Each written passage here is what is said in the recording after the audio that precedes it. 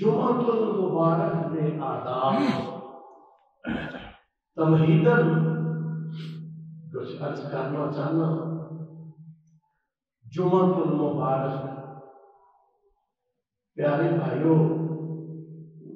یہ بہت بڑا عظیم الشان دن ہے، جس دن کے بارے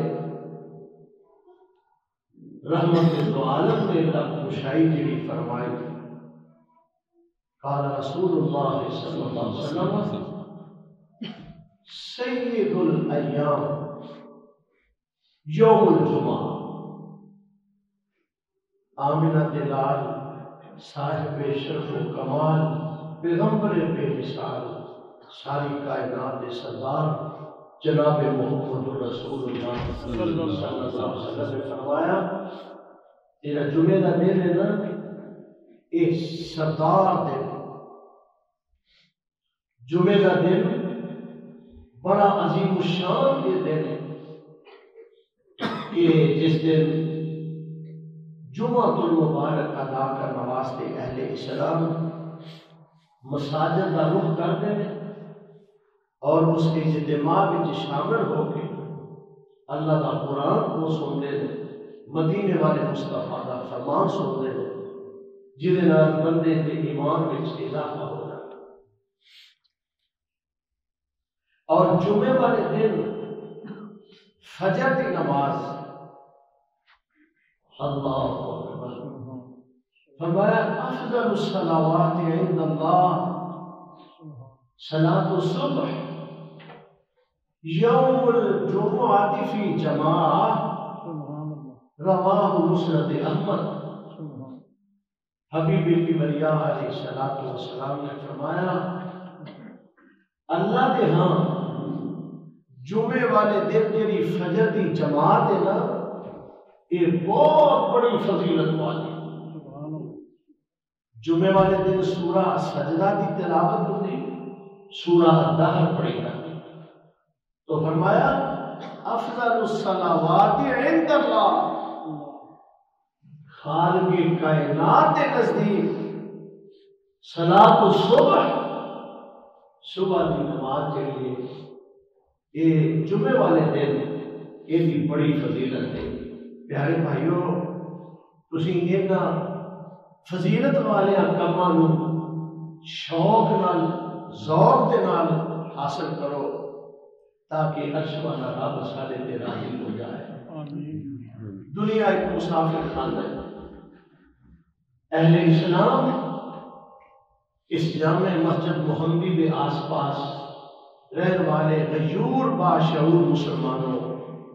میری معززات ماؤں بہنوں بیٹیوں، اللہ اکبر، اللہ پاک نے سانو موقع دیتا ہے کہ اسی اس وقت کو ضائع نہ کریے، اور آپ نے فرمایا کہ جمعے والے دن میرا اللہ فرشتیاں بھی ڈیوٹیاں نہ دے جڑے مسجد کے دروازے کھڑے ہوئے، مسجد کے دروازے کھڑے ہوتے ہیں، جڑے کرما والے نصیباں والے اللہ پاک ہر ایک مسلمان کو خوش نصیب بنا وہ جمعہ ادا کرنے واسطے تشریف لے ہوتے ہیں،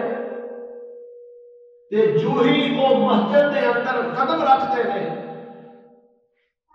یہ حدیث قدسی رحمت عالم فرما رہے ہیں کہ اللہ عز و جل فرماتا ہے میرے فرشتیاں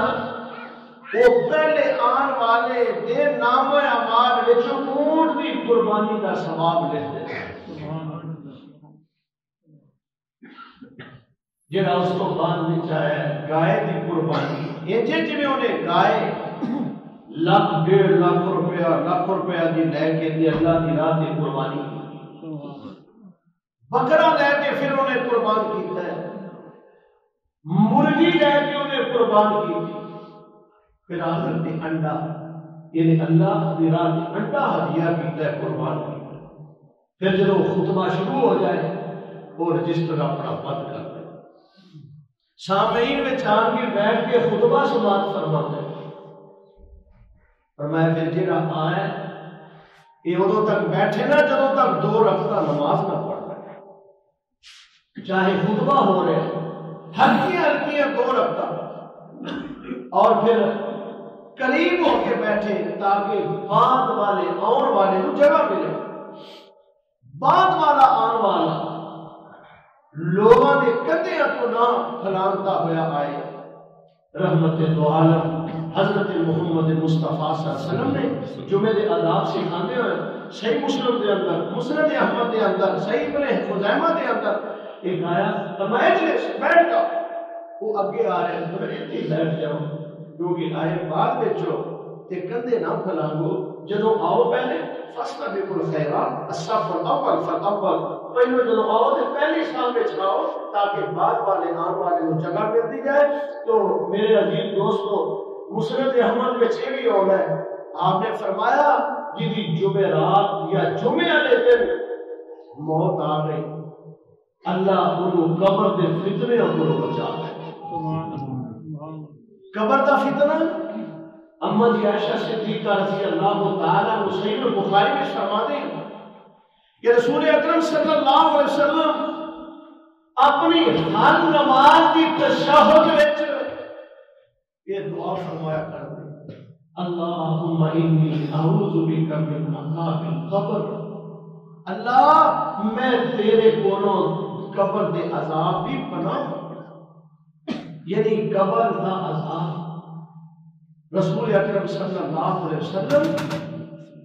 جدوں تشریف لے آئے پیدا ہوئے تے آخر تک، اور آپ دے سر دے بالاں تو لے کے پیراں دے ناخناں تک آپ کی مکی زندگی مدنی زندگی، آپ دے رات اور آپ دا دن، آپ دی گفتگو اور آپ دا خاموش ہونا حضور بے مثال تے با کمال نے، معصوم تے مغفور نے، یہ دے باوجود اللہم انی اعوذ بک من عذاب القبر یہ دسیا جا رہا ہے کہ اس معنی سمجھایا جا رہا ہے بھئی تسی یہ دعا کریا کرو تاکہ میری امت سختیوں کو بچ جائے، عذابوں کو بچ جائے،